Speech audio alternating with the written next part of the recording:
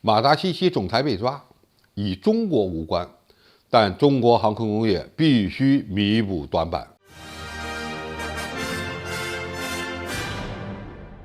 观众朋友，大家好，我是付前少。近年来，一家中国民营公司天骄公司收购马达西奇的事件，由于泽连斯基政府的阻挠而被破坏，到现在也根本没有赔付中国企业45亿美元。不过，马达西奇公司与中国在航空发动机领域的合作并没有停止。该公司将以每台大约200万美元的价格向中国提供400台 R1-322-25 发动机，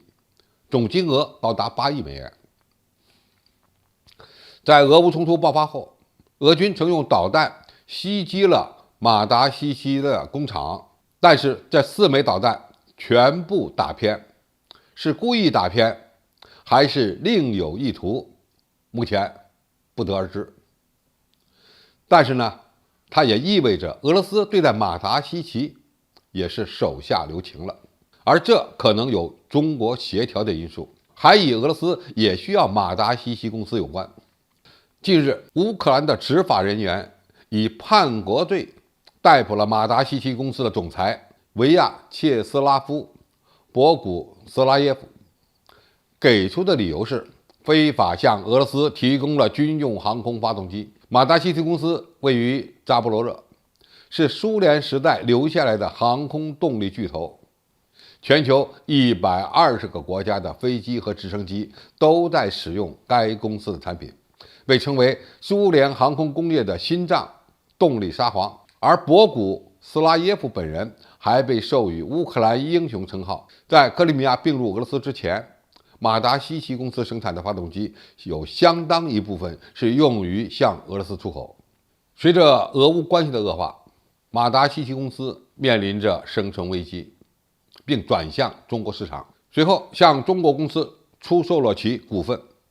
从而让中国公司能够控股马达西奇。然而，在2021年，泽连斯基政府在美国的压力下，将马达西奇公司的股份没收，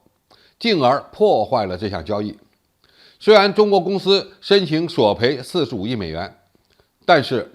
目前这个官司没打完，也就是说，这45亿美元的赔付到现在都没有落实。该公司位于扎波罗热，而在扎波罗热公投入俄后，又等于变成了俄罗斯的公司。中国再想收回马达西奇公司56%的股权或赔偿，几乎是不可能了。按照乌克兰的说法，马达西奇公司通过在中东、欧洲和东亚3家公司采购自己的发动机，转卖给俄罗斯。而这些发动机呢，对俄罗斯军队的作战可以说提供了很大的帮助。当然，按照乌克兰的法律，向俄罗斯出口发动机本身就是违法的。这也意味着博古斯拉耶夫面临着长期的牢狱之灾。马达西奇原本是世界航空工业的动力装置巨头，不过其发动机的主要出口市场是在中国和俄罗斯，当然现在还包括土耳其。马达西奇公司在失去了俄罗斯航空市场之后呢，基本上就要死了，却因为中国给马达西奇公司输送了大量的订单，而又勾活了若干年。没有订单的时候，中国又以无息贷款和股权投资的形式注入大量资金，以支持马达西奇公司活下去。现在中国依然需要 R1-322-25 发动机，但这只是暂时的。中国自己研发的小型涡扇发动机也将在几年内成熟，届时马达西奇公司恐怕只能依赖为土耳其的无人机提供动力来养活自己了。可以说，该公司已经失去了复兴希望。在博古斯拉耶夫被捕后，马达西奇公司还面临着3种命运：一是继续在乌克兰的控制下履行原有的合同；二是被俄军控制，从而成为俄罗斯航空军工的动力装备